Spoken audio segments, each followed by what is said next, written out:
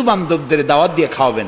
খাওয়াইতে কিন্তু মহব্বত বাড়ে, চক্ষু লজ্জার সৃষ্টি হয়। খালি অপরের পয়সা দিয়ে রিক্সায় চড়বেন, রিক্সায় দুইজন উঠলো, একজন নামে হেঁটে চলে গেল, একসাথে দুইজনে খাইলো, আর একজনে খেলাল করতে করতে বাইরে গেল, পয়সাও দিল। এই চালাকি এক সময় ধরা পড়ে যায়। এই জন্য মানুষকে বাড়িতে দাওয়াত দিয়ে খাওয়ানো, রাসূলুল্লাহ বলেন দাওয়াত দিয়ে খাওয়াও। তাহাদ্দু তাহাব্বু, হাদিয়া দাও, মহব্বত বাড়বে। কারো অসুখ হয়েছে, তার বাড়িতে একটু আঙ্গুর নিয়ে যাও, একটু কমলা নিয়ে যাও। তোমার শত্রু যদি হয়, চক্ষু লজ্জার সৃষ্টি হয়ে যাবে। কান্নাহু ওয়ালিয়ুন হামিম, দেখা যাবে সে চরম দুশমন ছিল, সে তোমার বন্ধু হয়ে গেছে। সুবহানাল্লাহ বলেন না। ওয়াসাল্লু আন-নাসু বিন-নিয়াম। আর 3 নম্বরে, মানুষ যখন ঘুমায় থাকে তখন তুমি নামাজ পড়িও। কোন সময় কোন তো? ও, তাও তো আপনারা জানেন, মধ্যরাতের পরে যখন মানুষেরা ঘুমায় থাকে তখন তুমি নামাজ পড়িও। এই রাত্রে কেন? কারণ মানুষের কাছে সব থেকে বড় ভালোবাসার সত্তাকে বলে আল্লাহ, তারপরে আল্লাহ রাসূল। এখন যাকে ভালোবাসি তার সাথে তো প্রেম করতে হবে। প্রেম কি নোটিশ দেওয়া হয়? SMS করে আজকাল হয়। কিন্তু ভালোবাসা বিজ্ঞাপন দিয়ে হয় না, মাইকিং করে হয় না। ভালোবাসা হয় কিসে কন্ত? প্রেম কিসে হয়? লজ্জা করে বলতে, করছেন তো এক সময়। গভীরে, রাতে, অন্ধকারে, একাকিত্বে ভালোবাসা হয়। তো মানুষের সবচাইতে প্রিয় হচ্ছেন আল্লাহ তাআলা, প্রিয়তম। এর থেকে প্রিয় আর মুসলমানদের জন্য কেউ হইতে পারে না। দিনের কোলাহল পূর্ণ অবস্থার ভেতর দিয়ে তুমি তার সঙ্গে আবেগময় কণ্ঠে কথা বলতে পারবা না, এটা আল্লাহ তাআলা জানেন। তাই আল্লাহ তাআলা বলেছেন ওয়াজআলনান নাহারা মাশা, দিন বানাইছি রোজগার করার জন্য, কাজ করো, বসে থাকবা না। ফাইজা কুদিয়াতিস সালাত ফান্তাশিরু ফিল আরদ, নামাজ পড়া হয়ে গেছে, মসজিদে বসে থাকতে পারবা না। অভিশাপ, জোহরের নামাজে রক্ত হয়েছে, অফিস বন্ধ করে নামাজ পড়ো, জোহর পড়ো, সুন্নত পড়ো। নফল পড়তে পারবা না জোহরের সময়, তসবিহ পড়তে পারবা না, কারণ এই তসবিহ পড়ে, নফল পড়ে সময় নষ্ট করে পূর্ণ বেতন নিলে বেতন হালাল হবে না। মেডিকেল নিয়ে সুস্থ মানুষ সেল্লা দিতে যাবা, পয়সা হারাম, নেক পয়সা হবে না, হালাল পয়সা কামাই দিতে হবে। সেল্লার নাম বললাম বলে তাবলিগী ভাইরা অসন্তুষ্ট হবেন না, একটা দৃষ্টান্ত দিলাম। আমি তাবলিগী ভাইদেরকে শ্রদ্ধা করি, সম্মান করি, তারাও দ্বীনের কাজ করছে। সুতরাং মসজিদের ভেতরে আপনি নামাজ পড়ে আল্লাহ তাআলা বলছেন কি শোনেন, ফরজ, ফাইজা কুদিয়াতিস সালাত ফান্তাশিরু ফিল আরদ, নামাজ পড়া হয়ে গেছে, বেরিয়ে যাও। কোথায় যাও? দুনিয়ায় যাও, হাটে যাও, বাজারে যাও, কলেজে যাও, কারখানায় যাও, আদালতে যাও, শিক্ষা প্রতিষ্ঠানে যাও, চাষ করতে যাও। যাইয়া কি করো? আবতাগু মিন ফাদলিল্লাহ, আর আমার রিজিক, আমি যে তোমারে অনুগ্রহ করেছি, রিজিক দিয়েছি, ওই রিজিক তালাশ করে আনো। সুবহানাল্লাহ। প্রিয় ভাই সব, হযরত ওমর রাদিয়াল্লাহু তাআলা আনহু মসজিদের ভিতরে দেখলেন কিছু লোক বসা, জোহরে দেখলেন, আসরে দেখলেন, মাগরিবে দেখলেন, এশায় দেখলেন। পরের দিন ফজরের সময় সেই একই জায়গায় কয়েকটা লোক, একই লোক দেখে জিজ্ঞেস করলেন তোমরা কারা?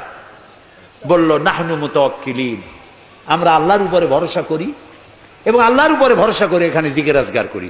খাও কি? কয় যে আমাদের এই জিকির আজগার দেখে পাশের লোকেরা ভাত রাইন্দে আমাকে খাওয়ায়। রাসূলুল্লাহ বললেন তোমরা তো মুতাওয়াক্কিলুন, তোমরা তো অন্যের উপরে নির্ভরশীল, আল্লাহর উপরে তো নির্ভরশীল তোমরা নও। শোনো, আগামীকাল এই জোহরের নামাজের পর যদি তোমাদেরকে এখানে বসা দেখি, ব্যাট মেরে মসজিদ থেকে বের করে দেব। মসজিদে নির্দিষ্ট সময় নামাজ পড়তে আসবে, বাকি সময় কাজ করতে হবে মানুষের জন্য, নিজের জন্য, জনগণের জন্য, রাষ্ট্রের জন্য। এর নাম ইসলাম। এর নাম কি? ইসলাম। বাস্তবমুখী, বৈরাগ্য নয়। আপনি দিন কায়েমের জন্য, আল্লাহর বেশি জিকির আজগার করার জন্য জঙ্গলে যাবেন, লা রাহবানিয়াতা ফিল ইসলাম, ইসলামে বৈরাগ্যবাদকে সমর্থন করে না। কথা বুঝে আসছে? সুতরাং আপনি রাত্রি বেলায়, দিনের কোলাহলপূর্ণ সময়, আপনি আল্লাহর সাথে প্রেম করতে সময় পাচ্ছেন না। আল্লাহ তাআলা বলছেন ওয়াজআলনাল লাইলা লিবাসা ওয়াজআলনা নাওমাকুম সুবাতা, রাত্রে বানাইছি, রাত্রিকে বানাইছি শান্তির আচ্ছাদন। সুবহানাল্লাহ বলবেন না? রাত হলো শান্তির আচ্ছাদন। তীর্যক রৌদ্রের তীব্র প্রখারকে বন্ধ করে দিয়ে রাতের একটি অন্ধকারের চাদর দিয়ে, কালো চাদর দিয়ে পৃথিবীটাকে ঢেকে দিলাম। আর একটু শান্তির জন্য চাঁদ আর তারকার নামে কিছু ডিম লাইট জ্বালাই দিলাম। গভীর রাত্রে ওঠো, মানুষ যখন ঘুমায় তখন তুমি সেজদায় পড়ে কাঁদো।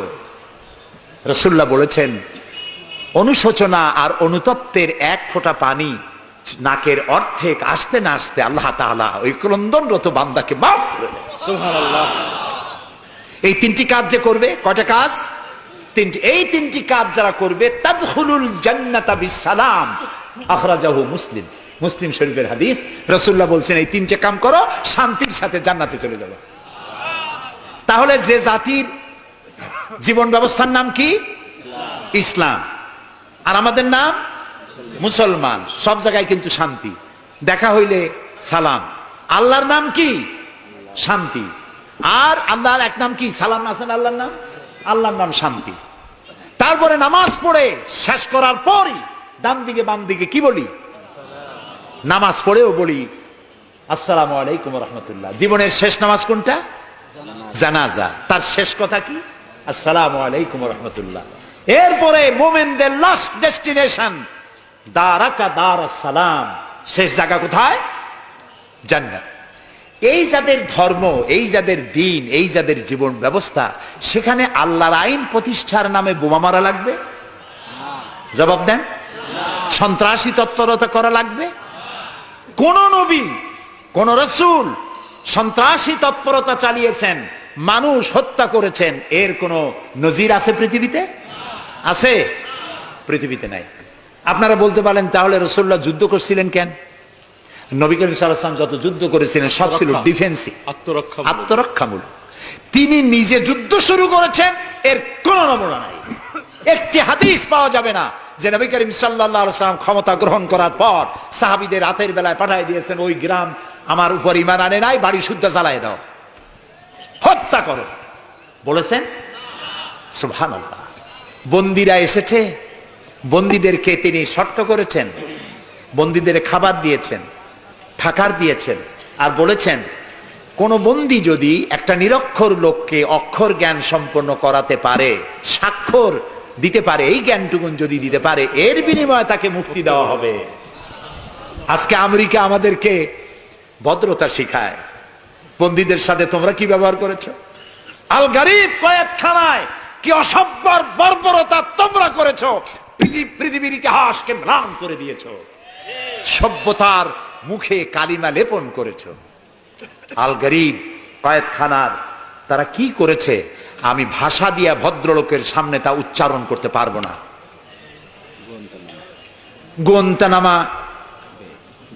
গোয়েন্তানামা বেতে, যেটা পৃথিবীর নরক বলা যায়, পৃথিবীর জাহান্নাম, মুসলমান কয়েদিদের সামনে কোরআন শরীফ খুলে কোরআনের উপরে পেশাব করেছে তারা। একজন মুসলমান হাত পা বান্দা তার সামনে কোরআনে পেশাব করলে তার অবস্থাটা কি হয়? সে তো আত্মহত্যা করতে চায়, তখন আমার জীবন চলে যাক, কোরআনের অমর্যাদা তো সহ্য করা যায় না। তোমরা তাই করেছো। তোমরা ইরাকে 70 বছরের বৃদ্ধা নারীকে দুই পার দুই হাতের উপরে ভর করে গাধার মতো বানাইয়া তার পিঠের উপরে তোমরা চড়ে বাজারে বাজারে ঘুরেছো। তোমরা সেই জাতি, তোমরা নারীত্বের অমর্যাদা করেছো, মনুষ্যত্বের অমর্যাদা করেছো। বাংলাদেশকে গণতন্ত্র শিক্ষা দেওয়ার জন্য তোমাদের আসার কোনো জরুরত নাই। গণতন্ত্র আমাদের কাছ থেকে শিখে যাও, সভ্যতা ভদ্রতা আমার দেশ থেকে শিখে যাও। তোমরা সাম্প্রদায়িক সম্প্রীতির কথা বলো, আমার দেশ থেকে শেখো। আমার দেশের হিন্দুরা রোজার মাসে মসজিদের পাশে যত মণ্ডপ ছিল, মাগরিবের আজানের সময় কেউ ঢোল বাজায় নাই, মাইক বাজায় নাই, ঠিক না?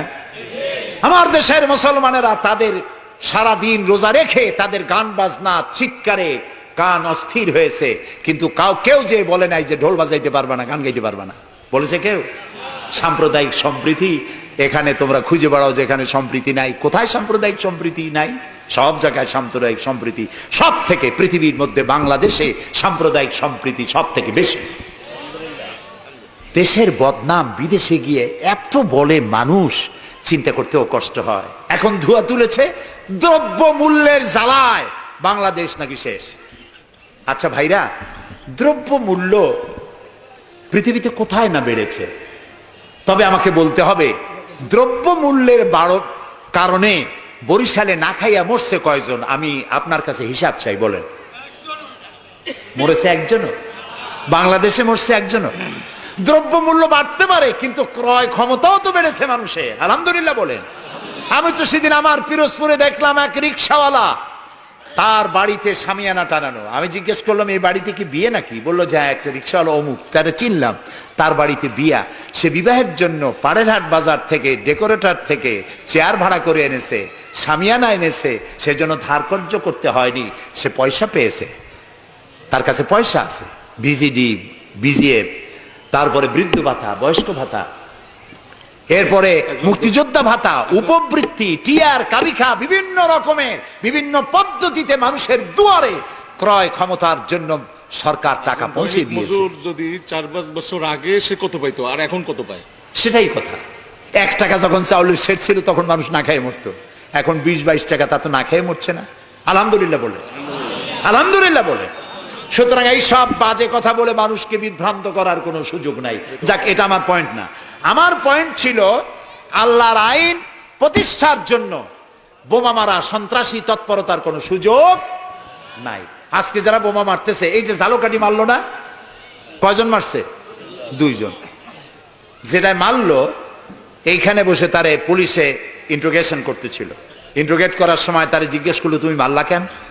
কয় যে আমি আল্লাহর আইন প্রতিষ্ঠা করতে চাই, সে আল্লাহর আইনের বিরুদ্ধে অবস্থান নিয়েছে, বিচার করে, সেই জন্য তারে মারছি। আচ্ছা, বিচারকরা কি আইন তৈরি করে? জবাব না দিলে বুঝবো কি আমি?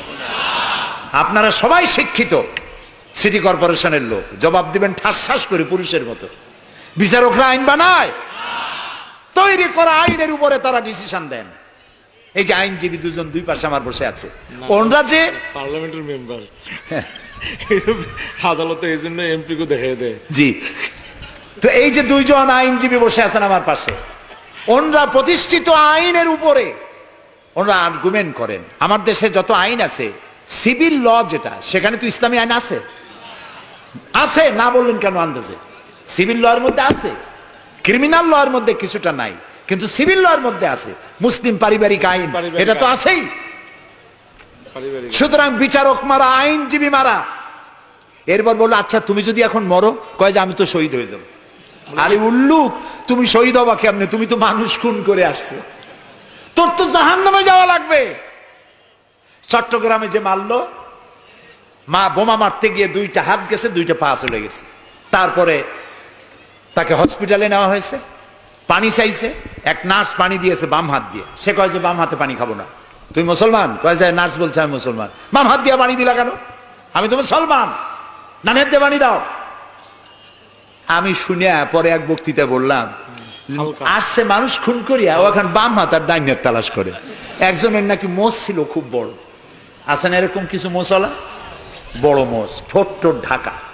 কিছু কবি, বুদ্ধিজীবী, এরা কোন রকম বুদ্ধিজীবী হইতে চাইলে এরকম একটু মোষ টোষ বড় থাকা লাগে, চুল টুল 5-6 মাস কামায় না, এরকম একটা অবস্থা। আর মাথাটা ইন্টারন্যাশনাল এয়ারপোর্ট, চুল টুল নাই, স্টেডিয়ামের মতো, চতুর্দিকে কিছু দর্শক আছে, মাঝখানে খালি। তো এইরকমের একজন মোষওয়ালা, ঘন মোষ, এত বেশি মোষ যে টর্চ মারিয়াও বোঝা যায় না যে লোকটা হাসে না কান্দে। ওই রকম এক মোষওয়ালা লোকের মদ খাওয়ার অভ্যাস ছিল। মদের গ্লাস বাম হাতে, আর ডান হাত দিয়ে মোষগুলো উঁচু করিয়া বাম হাত দিয়ে মদ খাইতেছে বহুত কষ্ট করে। একজন জিজ্ঞেস করলো, ভাই তুমি মদ খাওয়াতে এত কষ্ট করতেছো কেন? ঢকঢক করে গিললেই তো হয়, মোষগুলো উঁচু করে নেছো। কয় যে ভাই, হযরত ওলামায়ে কেরামের মুখে শুনছি, পানি টানি কিছু খাইতে গেলে মোষ লাগলে মাকরুহ হয়। ও খাইতেছে মদ,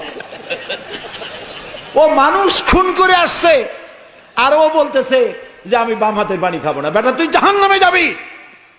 আল্লাহ তাআলা বলেছেন, ওমান ইয়াকতুল মুমিনান মুতাআম্মিদান ফাজাযাউহু জাহান্নাম খালিদান ফিহা ওয়া গাদাবাল্লাহু আলাইহি ওয়া লানাহু ওয়া আ'আদ্দা লাহু আযাবান আযীমা।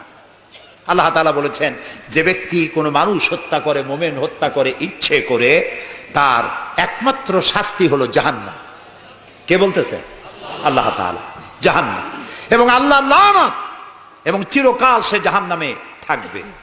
আল্লাহ তাআলা আরো বলছেন, ওমান কাতালা নাফসান বিগাইরি নাফসিন আও ফাসাদিন ফিল আরদ ফাকান্নামা কাতালান নাসা জামিআ। যদি বিচারকরা বিচারের মাধ্যমে কাউকে মৃত্যুদণ্ড না দেয়, এরকম কোন মানুষকে কেউ যদি হত্যা করে, সে একটি মানুষ হত্যা করলো না, সেজন্য বিশ্বের সমগ্র মানব গোষ্ঠীকে হত্যা করলো। একটা মানুষ হত্যা করার অপরাধ হচ্ছে বিশ্বের সব মানুষ হত্যা করার সমান। ওয়ামান আহিয়াহা, আর কেউ যদি একটি মানুষকে বেঁচে থাকার সুযোগ করে দিল, ফাকান্নামা আহিয়ান নাসা জামিয়া, সেজন্য সারা পৃথিবীর মানুষগুলিকে বেঁচে থাকার জন্য সুযোগ করে দিল। যারা মানুষ হত্যা করে তাদের শাস্তি কি? আল্লাহ তাআলা বলছেন, ইন্নামা জাযাউল্লাযীনা ইউহারিবুনাল্লাহা ওয়া রাসূলাহু ওয়া ইয়াসআউনা ফিল আরদি ফাসাদান। যারা আল্লাহর এই জমিনে বিপর্যয় সৃষ্টি করতে চায়, সন্ত্রাস সৃষ্টি করতে চায়, তাদের জন্য 4 প্রকার শাস্তি। কয় প্রকার শাস্তি? কে বলতেছে? যারা বোমা মারে, যারা গ্রেনেড হামলা করে, যারা মানুষ হত্যা করে, যারা শান্তিপূর্ণ সমাজের উপরে সমাজকে বিশৃঙ্খলা সৃষ্টি করতে চায়, আল্লাহ তাআলা তাদের জন্য 4 প্রকারের শাস্তি নির্ধারণ করেছেন। আইয়ুকাত্তালু, তাদেরকে হত্যা করো, আও ইউসাল্লাবু, অথবা তাদেরকে শুল দণ্ডে দিয়ে দাও, আও তুকাত্তা আইদিয়াহুম ওয়া আরজুলিহিম, অথবা তাদের ডান হাত আর বাম হাত উল্টা কেটে দাও। হয় প্রথমে ডান, পরে বাম পা, বাম হাত ডান পা, একটার উল্টা আর একটা কাটো। চতুর্থ, আও ইউনফাউ মিনাল আরদ, অথবা দেশ থেকে বহিষ্কার করে দাও। সুতরাং আজকে যারা সন্ত্রাসী তৎপরতা চালাচ্ছে, তাদের সাথে ইসলামের কোনো সম্পর্ক নাই।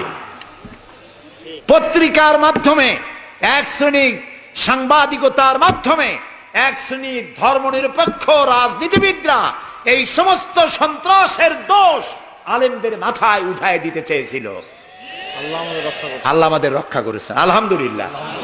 বাংলাদেশের সমস্ত মসজিদ, মাদ্রাসার ইমাম, শিক্ষক, আলেম, ওলামা, পীর, বুজুর্গ সব ময়দানে নেমে পড়ে প্রতিবাদ জানিয়েছে, ইসলামের সাথে এর কোনো সম্পর্ক নাই, সম্পর্ক থাকতে পারে না। বিদায় হজে শুনতেছেন, নবী করিম সাল্লাল্লাহু আলাইহি ওয়াসাল্লাম বক্তব্য রাখছেন। বিদায় হজে নবী করিম সাল্লাল্লাহু আলাইহি ওয়াসাল্লাম বললেন, ও সাহাবীরা, আজকের কোন দিন? তারা বললেন, আজকে 9 জিলহজ, ইয়াউমে আরাফা। এটা কি মাস? তারা বললেন, জিলহিজ্জা, এটা জিলহজ মাস। যে ঘর তোমরা তওয়াফ করে, এই ঘরটা কার? সাহাবীরা বললেন, এটা আল্লাহর ঘর। নবী করিম সাল্লাল্লাহু আলাইহি ওয়াসাল্লাম বললেন, আজকের দিন, আরাফাতের দিন যেমন পবিত্র, আজকের মাস যেমন পবিত্র, আল্লাহর ঘর যেমন পবিত্র, তোমাদের একের রক্ত আরেকজনের কাছে সেই রকম পবিত্র। সুবহানাল্লাহ বলেন। রাসূলুল্লাহ বলছেন, একটি মানুষ হত্যা করা কত বড় অপরাধ শোনো। গোটা বিশ্ব ধ্বংস হয়ে যাওয়া আল্লাহর কাছে সহজ, একটা মানুষ হত্যা করা এর থেকে বেশি কঠিন আল্লাহর কাছে। এবং কিয়ামতের দিন আল্লাহ সর্বপ্রথম হত্যার বিচার করবেন। কাবিল আর হাবিলের বিচার দিয়া রক্তের বিচার শুরু হবে সর্বপ্রথম। সুতরাং হত্যা করা সন্ত্রাসবাদীদেরকে আপনারা ধরিয়ে দেবেন।